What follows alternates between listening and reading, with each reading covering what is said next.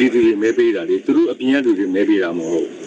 ဒီမှာပြည်တဲ့နေတဲ့လူတွေမဲပေးတာသူတို့ဘလူးပဲထောက်ကံပေါ့တက်တယ်ထောက်ကံလို့ရတယ်ဒါပေးတဲ့လူတွေကသူတို့ထောက်ခံခြင်းတဲ့လူတွေပါလို့မဲလာပေးတာပေါ့သူတို့ထောက်ခံခြင်းတဲ့လူတွေကမပါဘူးဆိုရင်မဲလာပေးမှာမဟုတ်တာမဲလာမပေးခြင်းနှစ်မျိုးရှိတယ်ဘာရတော့သူတို့ထောက်ခံခြင်းတဲ့လူတွေမပါလို့မဲလာမပေးတာဘာရတော့သူတို့လုံခြုံမှုရတာမပေးတာရှိလုံခြုံမှုကဒါဘူးပြုဖို့ကက်တဲ့ရှိလို့မဲပေးတဲ့လူတွေကကြတော့သူတို့ထောက်ခံတဲ့လူတွေရှိလို့လားမဲပေးတာပေါ့အဲ့ဒီမှာဇာဝရတော်ရဲ့ခင်ဗျားပြောတဲ့ပြည်ခိုင်မှုပါတီလည်းပါတခြား PPP ပါတီ UB ပါတီလည်းပါတယ်ကြာတူပါတီလည်းပါတယ်အပါတီဆုံးပါတယ်ဒါကြောင့်လည်းမဲပေးတဲ့စင်းကိုကျွန်တော်ထုတ်ပြန်ပေးပါတယ်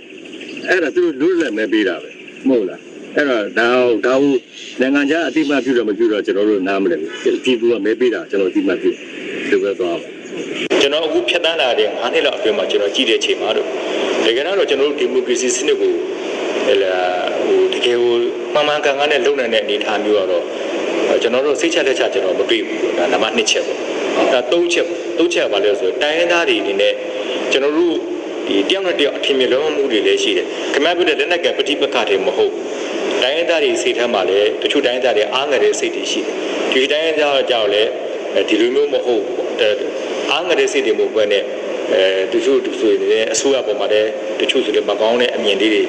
မြင်တာလည်းရှိတယ်ဒါကြောင့်ကျွန်တော်တို့ကအကုန်လုံးမှန်မှန်ကန်ကန်နဲ့မျက်မှတ်တဲ့ရှိနေတယ်ဆိုတဲ့ဟာမျိုးအခြေအနေရောက်ကျွန်တော်တို့ထိမ့်ပြဖို့လိုပါတယ်ဒီ issue ဒီအဆုံးစွန်တော့မှကျွန်တော်ပြောတာမဟုတ်ပါဘူးအဆုံးစွန်တော့မှကျွန်တော်ပြောတာမဟုတ်တော့လေသူ